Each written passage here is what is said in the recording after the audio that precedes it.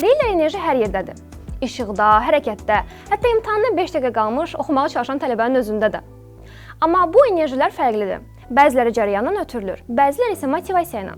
Və bugün biz həm insani, həm də texniki enerjidən danışacağıq. Çünki bəzən universitetdə gərginlik sadəcə naqildə deyil, həm də tələbənin gündəliyində olur. Bugünkü sualımız budur.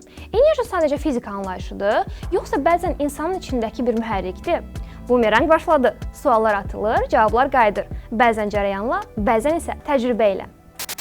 Bugün studiyamızda həm universitetin enerjisini, həm də enerji tələbələrini idarə edən bir qonaq var.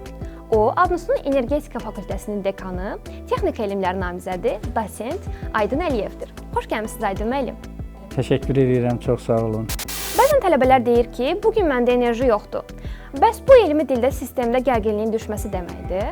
Ümumiyyətlə, tələbənin deməsi ki, məndə bu günləri enerji aşağı düşübdür, bu onun həm psixoloji, həm də fizioloji durumunu təsdiq edən bir anlayışdır. Bəli, oxşatma olar, elmi baxımdan oxşatma olar. Belə ki, elektroenergetika sistemində gərginliyin aşağı düşməsi elektrik avadanlıqlarının iş funksiyalarının bu və ya digər formada pozulmasına gətirib çıxardır. Təbii ki, tələbənin enerjisi aşağı düşəndə onun analitik düşünmə qabiliyyəti aşağı düşür. Yəni, insan forma və məzmunca dəyişilə bilir. İnsan formaca dəyişiləndə, yəni özünü yorğun hiss eləyir, müəyyən informasiyanı yaxşı qəbul eləyə bilmir və yaxud da ki, onun emosional durumunda müəyyən dəyişikliklər baş verir. Məsəl üçün, elektrik enerjisini istehsal edən generatordursa, onda tələbənin də generatoru kimi olmalıdır?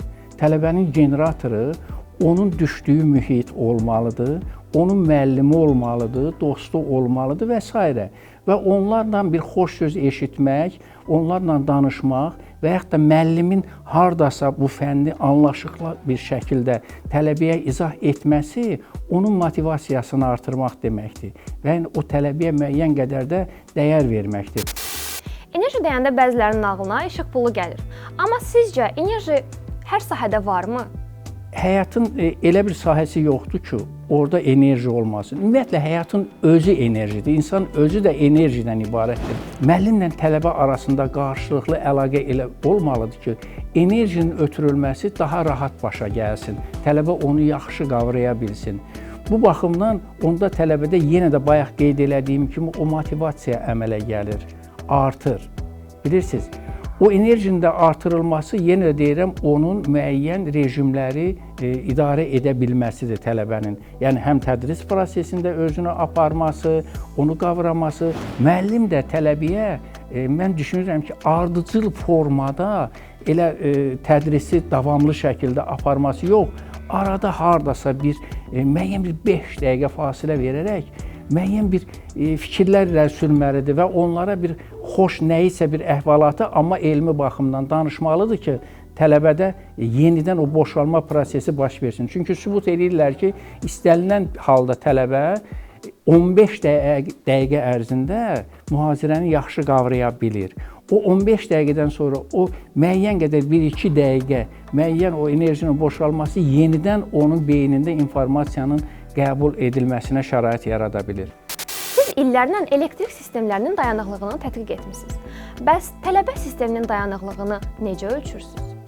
Baxın, elektrik sistemində belə bir şey var ki, verilən güclə alınan güc itkilər də nəzərə alınmaqla bərabərləşəndə bu elektrik sisteminin iş rejimi mövcuddur. Amma uzun müddət dayanıqlıdırmı? Elektrik sisteminin dayanıqlığını biz məsələn deyək ki, sahələr üsulu ilə analiz edəndə deyirik ki, generatorun rotorunun sürətlənmə sahəsi ilə stator tərəfindən olan tormozlanma sahəsi bərabərləşəndə bu sistem dayanıqlıdır. İnsanda da belədir də. İnsanların stresə qarşı, yəni tələbələr daimi olaraq deyək ki, müəyyən bir yük altındadırlar da. Özü də onlar universitetə daxil olmamışdan əvvəl orta məktəbdə oxuyanda görün nə qədər həm orta məktəbin fənləri, eyni zamanda repetitor yanına getmək, hazırlıq fənləri və həmçinin də o repetitorların yanına gedəndə müəyyən tıxaclara düşülməsi və s. bütün bunlar onlarda psixoloji bir gərginlik əmələ gətirir, yorğunluq əmələ gətirir o insanlarda və eyni zamanda informasiya bolluğu onların emosional durumunu dəyişdirə bilir. Amma təsəvvür edin ki, o aldığı həmən o stressə qarşı onun əks reaksiyası deyək ki, onunla bərabərləşəndə artıq o özünü dayanıqlı hiss eləyə bilir. Qeyri-səlis məntiq nəzəriyyəsindən tez-tez danışırıq. Elə bəzən tələbələrin cavabları da qeyri-səlis olur. Bəs sizcə bu elmi cəhətdən normaldır? Mən düşünürəm ki, elə müəllimlər var ki, tələbənin qeyri-səlis deyək ki, cavabı onda bir mənfi halla qarşılana bilər. Yəni onu düzgün qəbul edə bilməz. Ancaq biz elmi tərəfdən yanaşsaq, bu çox normaldır. Və hətta bəzi hallarda çox müsbət qəbul oluna bilir qeyri-səlis düşünmə. İndi tələbənin də baş verən hər hansı bir hadisəyə özünün baxışı ola bilər. Bu demək deyil, tələbə nəyisə, tutaq ki, mənim mühazirəmi və yaxud da sizin mühazirənizi əzbər bilsin, sizin fikirlərinizi təkrarlasın. Bu olmaya bilər. Tələbənin öz şəxsi baxışı var. Əgər şəxsi bir baxışı varsa tələbənin, onun verdiyi cavab nə tam doğru olmaya bilər, nə də tam yanlış olmaya bilər. Yəni, onların içərisində bir doğruya, həqiqətə yaxınlıq var da. Bu da xüsusi bir baxışdır. Onda tələbə artıq qeyri-səlis düşünməyə artıq qadirdir. Bu qeyri-səlis düşünmə də son nəticədə elmi araşdırmalarda yeni qərarların verilməsinə, yeni elmi kəşflərin yaranmasına səbəb ola bilir, gətirə bilir. Bu baxımdan mən düşünürəm ki, o müstəqil düşünən tələbə artıq bir avtomatik bir belə deyim də təkrarlama vasitəsi yox, intellektual düşünən bir varlıq kimi dəyərləndirilməlidir və bu da çox müsbət haldır. Siz asinxron mühərriklərin intellektual diaqnostikasını tədqiq etmisiniz. Bəs tələbələrdə də bu intellektual diaqnostika sistemi olsaydı, nəticə necə olardı? Əgər asinxron mühərriklərin intellektual diaqnostika sistemi adlı bir sistemi biz tələbə sisteminə də tətbiq eləsək, düşünürəm ki, onda tələbənin özünü analiz etmək qabiliyyəti formalaşacaq. Yəni, tələbə özündə artıq hansı qabiliyyətin olduğunu o sistem, tələbənin özündə hansı biliyin, o biliyin növünün, o biliyin dərəcəsinin müəyyən edə bilən bir sistem ortaya çıxa bilər və özündə müəyyən edə bilər. Və yaxud da ki, tələbə özünün zəif cəhətlərini orada araşdırıb tapa bilər. Bu qərar vermədə çox vacib bir şərtdir. Digər tərəfdən də həmin sistem tələbənin niyə bilmədiyini demir. Onun nə üçün bilmədiyini ona deyə bilər ki, hansı səbəbdən bilməyə bilər. Enerji sistemləri balansla işləyir. Bəs sizcə həyatda da belədir? Yəni, balans olanda işıq sönmür? Tələbə bir psixoloji bir varlıqdır da, eyni zamanda fiziki bir varlıqdır. Əgər bu tələbənin, belə deyək, istəyi ilə, imkanı, ağlı ilə, qəlbi arasında bir balans yoxdursa, onda o heç nəyə nail ola bilmir, o işıq sönəcək. Amma tələbənin istəyi və imkanı üst-üstə düşürsə, onda o işıq heç vaxt sönməyəcək. Bilirsiniz, çox şey mən istəyirəm deməklə deyil. Mən istəyirəm ki, hər hansı bir maneənin üzərindən atlanım, keçim. Amma buna mənim fiziki imkanım çatırmı? Atılaram, ayağım ilişər, düşərəm yerə, qısa qapanma baş verər, elektrik dövrəsindəki kimi də, qəza baş verdi də, elə deyil. İndi mən düşünürəm ki, həmin insanın istər hər hansı bir formada olsun, istəyi, imkanı, ağlı, düşüncəsi və onun emosional vəziyyəti arasında eyni zamanda əməli arasında bir balans olmalıdır. Bərpa olunan enerji deyəndə hamı ya küləyi, ya da ki günəşi düşünür. Bəs sizcə tələbələrin enerjisi necə bərpa olunur? Yuxu ilə, motivasiya ilə, yoxsa sadəcə sessiyanın bitməsi ilə? Ümumiyyətlə, gələcəyin energetikası bərpa olunan enerji mənbələri üzərində qurulacaqdır ki, bu da flora və faunanın düzgün istiqamətdə inkişafına təsir eləyə bilsin. Yəni, onları məhv edib sıradan çıxarda bilməsin. Bu günləri ənənəvi energetika sistemi ətraf mühiti o qədər elektromaqnit dalğaları ilə çirkləndirirlər ki, nətər ki biz deyirik ki, günəş enerjisi bərpa olunandır, axar çayların enerjisi bərpa olunandır, küləyin enerjisi bərpa olunandır, insanın da enerjisi bərpa olunandır.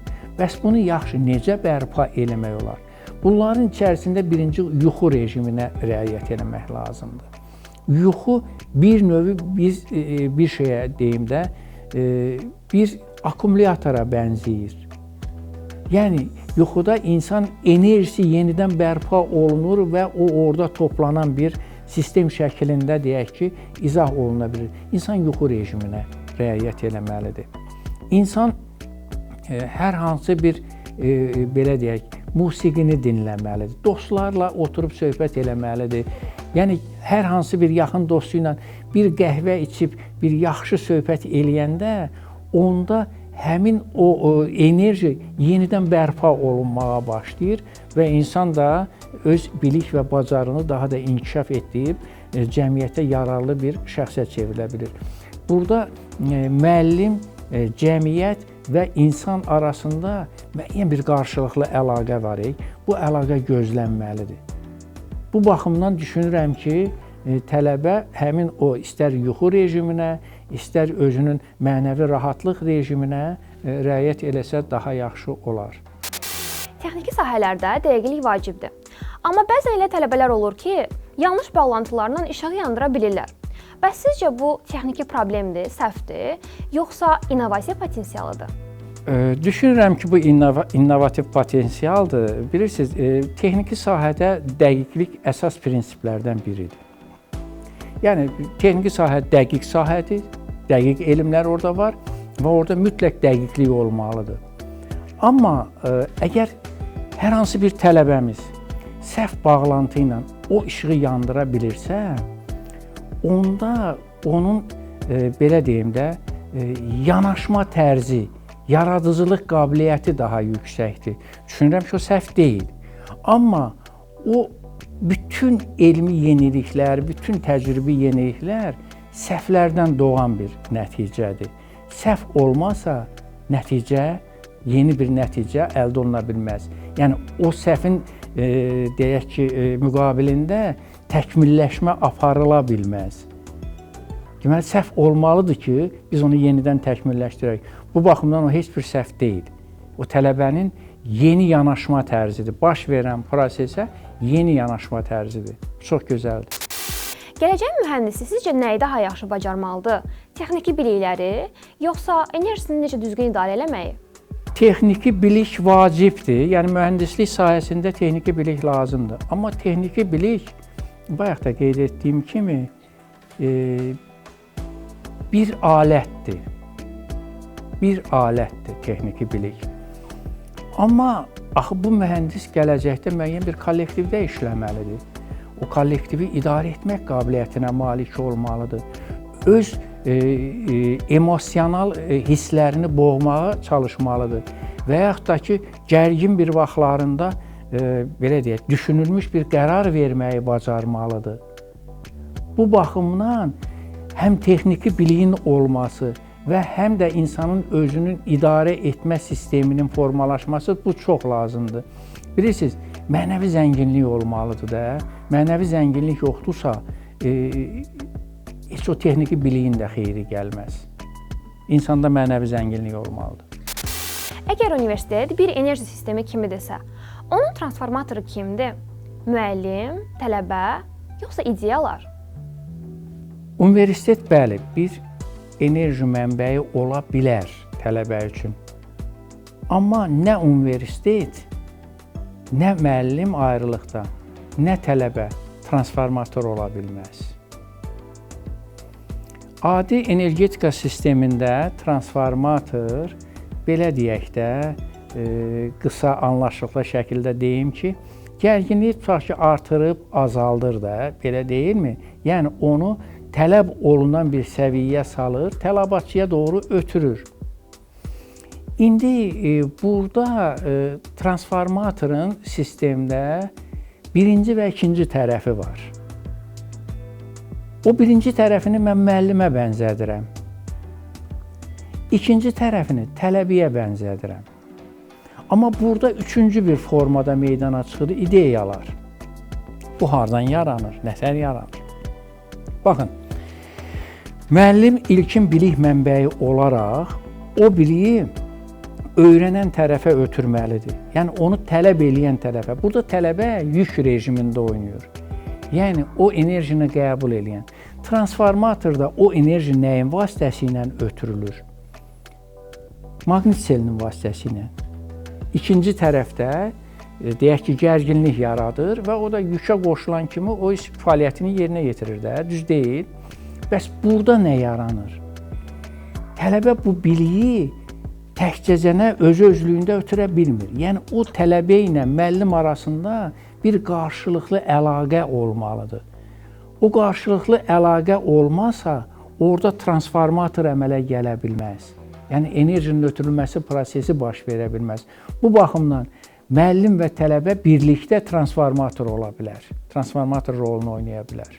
Düşünürəm ki, bu belədir. Çox sağ olun Aydın müəllim. Görünür enerji sadəcə naqildən deyil, həm də ideyalardan keçir.